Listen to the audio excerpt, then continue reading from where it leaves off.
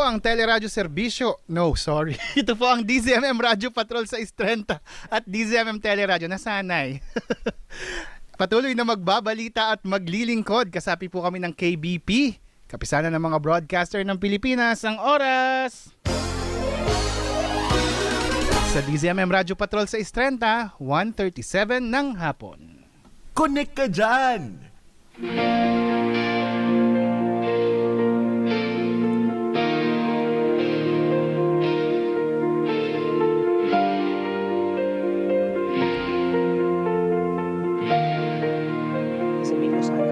Sa bawat tanong, may naghihintay na sagot.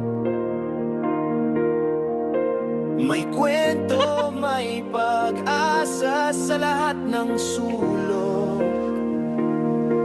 Hindi ka nag-iisa sa laban.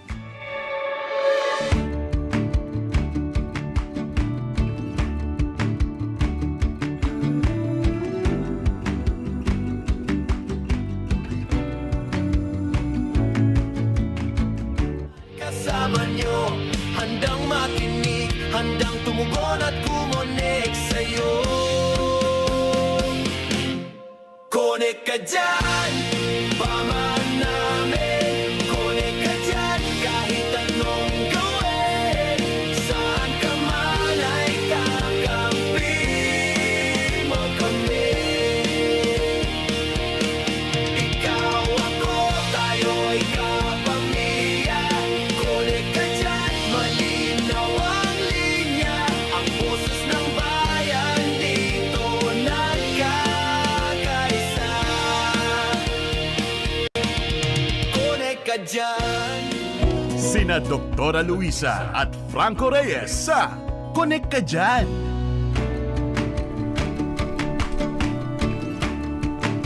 Magandang hapon po ngayong Sunday afternoon mga kapamilya, mga kaserbisyo. It's a cold Sunday afternoon, Doktora. Naka-jacket. Kaya ka naka-jacket at pinagpapawisan. Well, kasi nag-exercise ako din. Wow! Ang daming time. Meron akong exercise Ang sarap activity naman. kaninang umaga bago tayo pumunta dito. Pero nakakatuwa dahil kagabi nga nung natutulog ako ay lumamig ha. At for the first time ako ay nagsuot ng parang Nag-jacket ka, ako. nagpangginaw ka. Kasi for the previous weeks ay sobrang init, no? Yeah, So, kaya talaga- napaka-importante ng climate change na Oo pag-usapan. nga, napakagulo ng ating klima. Correct. no? Ang init-init sa umaga pero laging may ulan sa dakong hapon at gabi. Ngayon, itong mga huling linggo. Correct. Eh, Dok, sino bang kapamilya o kamag-anak mong bayani? I'm sure meron ka. Sasabihin ko sana. Pero mayabang. Actually mo. Madami ako nakuhang award, partner. Ayan. Kaya ako na-discover ni ABS-CBN. Foundation. Bayaning Oo. Filipino Awards. Oh, see? Ng Henny Lopez. Oh, kaya nga. Marami kang Yan. kailang bayani. Mga Oo. tunay at buhay Oo, na pero bayani. yan, ay nakatanggap po ako nung bata ako. Nung ako po Bata ay... ka pa, Dok? 50 bata ka pa po, lang. 50 lang. Nung ako po ay 19, Oh. 20, tapos 21. Taon-taon. Kasi yung aking ginagawa ay yung proyekto ko noon, yung Lingkod ER. Lingkod ER. Oo, na tumutulong sa mga na EER na may hirap. So doon napuna ng madaming organisasyon yung aming ginagawa, ng aming grupo. So madami ako, parang hero ka kasi. Yes. Yung nagliligtas ka ng buhay ng mga tao, lalo na po yung mga ating pong nasa laylayan kasi hindi Yes. sila handa di ba Yung mga nga? nangangailangan talaga. Kulang ang pera nila, partner So, yun, hindi nila napaghahandaan ang healthcare. So, yun, malaking problema. Kaya natutuwa ako, partner, sa totoo lang ngayon na nakaupo si Secretary Dr. Ted Herbosa, priority niya ang ER. And for the first time, meron na pong coverage ng PhilHealth sa ER. Ang ER. As of this year. Gusto ko Wow. sabihin niya. Kasi kaibigan ko si Dr. Ted, long time ago, siya po ay naging ER chairman. Trauma surgeon siya. Siya po ang founder, in 1997, founder ng Residency ER Training Program sa PGH. Ng PGH, Founder okay. din po siya ng EMS. Ito po yung sa ambulansya. yung Emergency Medical Oo, Services. correct. At doon, tinatag namin ang Lingkod ER. Ito po ay mga estudyante, mga volunteers. Siya po ay aming chairman. Siya po ang aming nasa board, sinuportahan niya kami para kami po ay mangampanya sa mga pangangailangan ng ating po mga kapamilyang may nasa emergency room. Correct. At natutuwa ako kasi because of that, because I was very young, ang dami kong hero awards na tanggap na, and one of which was Bayaning Pilipina Awards from ABS-CBN. And then, madami pa Asian Hero from Diba? Reader's Digest, etc. But actually, it's not the award. Yung recognition, nakakatulong, nakaka-inspire sa mga tao to do more. 'Di ba? Para patuloy ang pagtulong Correct. sa ating pong mga kababayan. At doon nga ho ako nag-umpisa at inakita mo ang aking lakbay, no? From there to ABS-CBN Foundation, to DZMM Public Service, to Bantay Bata, and then ang dami ko naman, Shepherd's Voice Radio Yes. TV ng ni Brother Bo Sanchez. Assumption. Board. Tapos ang dami ko ng advocacies. Lasal board.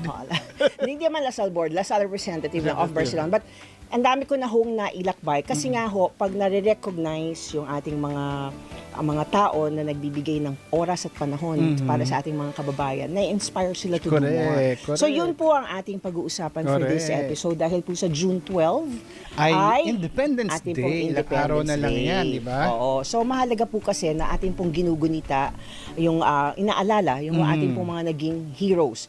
Sino ba ating national hero? Ay isang doktor, Doktor di ba? din Si siya, Dr. Jose correct. Rizal.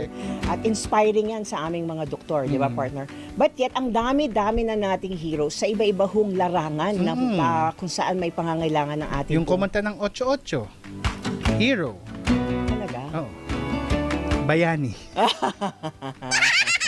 Ang tagal ko talaga mag-pick up. Nahahalata ako. Sino? Hindi. For today, partner, sino-sinong mga, ano-anong mga larangan ang ating... Siyempre, bida ang kabayanihan ngayong linggo, mga kapamilya, mga kaserbisyo, dahil pag-uusapan po natin ang diwa ng bayanihan, mga adhikain at advokasya sa pagtulong po sa ating kapwa. Unang-una na dyan, makakasama natin ang bayanihan sa panahon po ng krisis at sakuna.